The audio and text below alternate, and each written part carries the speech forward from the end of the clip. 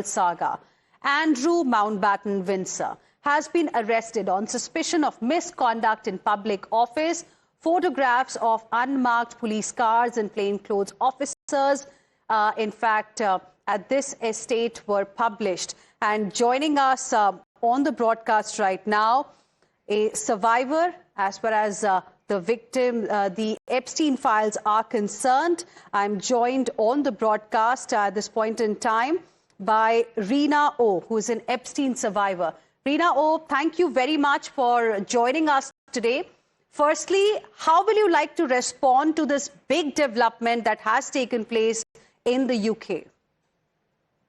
I'm really happy that King Charles and the royal family has taken some action, although I feel that, it's not really in regards to the survivors and what he's been accused of. This is nothing to do with the survivors, and even the photographs that have been recently released in the new Epstein files, the 3.5 million documents, not the one you have on screen, but other pictures that are really disturbing. I want to know what he was doing there. He is arrested on other charges that are more politically motivated, and that's what it takes for the United Kingdom, the royal family, to take action. I'm very disappointed in that regard, but I'm glad that the governments in the European Union are doing much, much more than what our government here in the United States is doing right now. They're completely in denial. They don't want to be held accountable. There are politicians that are named in those files that are, that's served previously in the United States government or currently serving. And I want to see more. I want the victims to stop being threatened by our government by doing, things like unredacting the names, putting all of our information out there after promising us they weren't going to do that. A lot of the girls I've been speaking to told me that's not going to stop me. I'm not scared to continue speaking up. But some of them went into hiding because their identities have been revealed. This is unlawful. I don't know what's going to happen in regards to the survivors, but I'm happy to see that they're taking some action, although I don't think is enough in regards to this Epstein case. I know Prince William and, Princess Kate, King Charles have all said that they stand in solidarity with the victims and they support us. But I want to see how they're going to support the victims specifically, not just, make arrests and hold people accountability. I want to see actual support. I want to see them supporting them. So, for instance, a lot of them are in desperate need of mental health care. That's one of their biggest platforms with all of these different charities they're involved in. Right. We have an expiration date for the U.S. Virgin Islands Mental Health Fund that was set up to treat all of the survivors who are participating. They have a lot of resources. I want to take them I want to see them take more action in that regard. If they support survivors, please support us in other ways. But I'm happy to see that they're finally doing something, and they're moving very fast. Absolutely. Our government here in the U.S., they're delaying whatever it is. That's the point that I wanted to come to, actually. At least in the UK, some action has been taken. While I completely understand it's not really enough, much more needs to be done.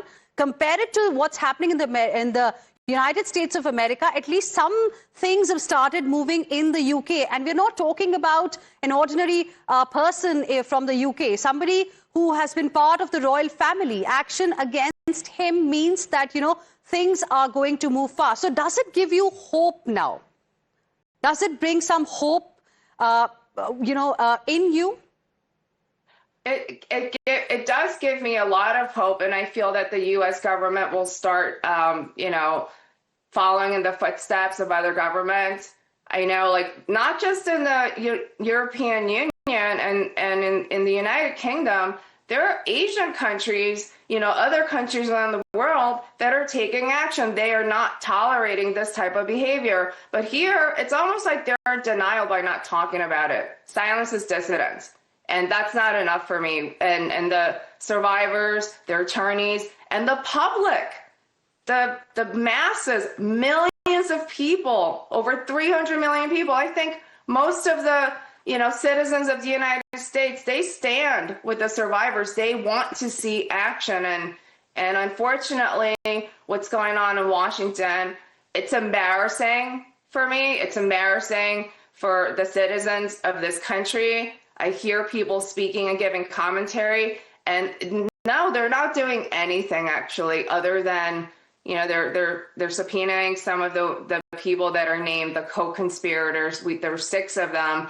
Where are the remaining 4? Like, why aren't they naming everyone whose name has been redacted? They unredacted our names. Why don't we get to see what they did and who they are? Who brought a 9-year-old and 12-year-old to Jeffrey Epstein? What's going on here? Who are these people? Absolutely. And also, are you happy the way the details are now emerging? All the details, the way they have started coming out, names of all the people, the high and the mighty who were involved, who perhaps thought that, their identities will never be revealed? I'm not happy at all that their identities are never going to be revealed. I think we need to push, our political system, or, our government, to reveal those identities, and the survivors, the attorneys that represent the survivors, they're pushing for this. They're not going to stop until all of these identities, are revealed and unredacted. This is actually unlawful. No, I'm talking about the high-profile people who were involved in it, who were part of this big circle of Jeffrey Epstein. I'm talking about them. So those high-profile people, aside from sexual abuse, allegations, there are a lot of other things that are they're very disturbing, that they are engaged in. So, for instance, one person was collecting all the children's pictures from every single school that's in those files. This person needs to be held accountable. Just stepping down from their job position is not enough. They need to be questioned under an oath. They need to be questioned, and there's evidence in the files that they were doing things. Jeffrey Epstein didn't just abuse 1,000 plus victims. He was, engaging in other activities. He was planning nefarious things. And I'm reading some of these emails, and the way he's talking about, even the general population, is disgusting. They need to be held accountable for those things. Okay, fine, they can deny any misconduct, sexual misconduct, but what's just for right now, Andrew was arrested for misconduct in regards to espionage or releasing, sensitive confidential information about the UK government. What about everyone else that's named in the files that are here in the United States? What did they do? I'm seeing what they did. I'm reading things that they were involved in. They're not being questioned for these things. I think that there's absolutely public outrage here in the United States, and worldwide, and there's no action here other than I regret, having associated with Jeffrey Epstein is not enough. Okay. But the fact that, it's the brother of UK's King Charles who has been arrested. And clearly, do you think some more stringent action could really follow going forward? Because we all know, when the trial, etc., is going to begin, of course, a lot of things are going to be coming out. And there are pictures of, him as well that we are also bringing out for our viewers. Now, clearly, do you think that it's perhaps a step in the right direction? And there is some intent? I absolutely think it's a step in the right direction. He was the UK trade envoy for many, many years. And I absolutely, suspect that he didn't work alone. He's a member of the royal family that had ties to a lot of members of parliament. I think we're going to have to, we're going to see more names coming out, just from his testimony alone. And everyone who did something wrong needs to be held accountable. I mean, not aside from the Jeffrey Epstein connection, although it seems like they are all, somehow connected to him, like through the first person, second person, 6 degrees of separation, what have you. Here with Andrew, it seems like it's like, second degree separation because he had direct contact with Epstein, and then he had contact with, I can't even name how many people. It's like probably thousands of people. What was he doing? Revealing the confidential information, and we're reading in the files that Jeffrey Epstein was working. I don't know. I'm hearing the verbiage, and the way he talks about people like they're worthless, not just the survivors, but the general population. Like he just saw everyone as like insignificant. He had a special group of people that he deemed, were privileged, and they include the wealthy class. So anyone who's not wealthy, they just sort of disregard. This is how they talk about us. I'm disgusted. What is it that, you have really heard about Andrew Mountbatten-Windsor now that he has been arrested? Anything that you can share with our viewers?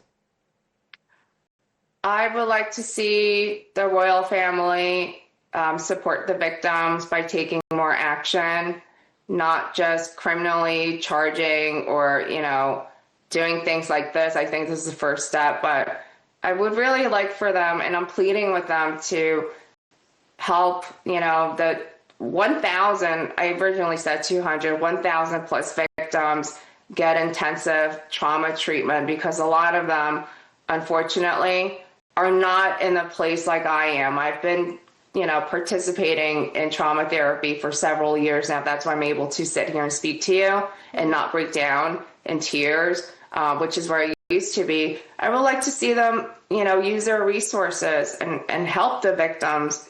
I heard that they support us. Well, absolutely. It's I can completely understand what you are going through right now. And one last question before I let you go. We are learning that UK Prime Minister Keir Starmer also has spoken about this particular issue, and he has said that Andrew Mountbatten-Windsor should voluntarily be interviewed by the police in the UK and testify before US Congress about his links to sex offender Jeffrey Epstein. Would you like to respond to this? I agree. I think he should testify. I mean, he's no longer, I don't know why they still call him a member of the royal family. Maybe that's something because he's blood related that will always remain as part of his identity. But he's a commoner now. I don't think he has the protection of, being a working member of the royal family. And he should be, if he's subpoenaed to testify, I think it's his moral duty to do that, whether he committed wrongdoing or not. He should, under oath. All right, Ms. Rina Oh, we leave it there. Thank you very much for speaking with us today and sharing with us your thoughts on this very, very big development that has taken place in the UK. We will slip into a very, very short break right now. Coming back with lots more. Stay with us.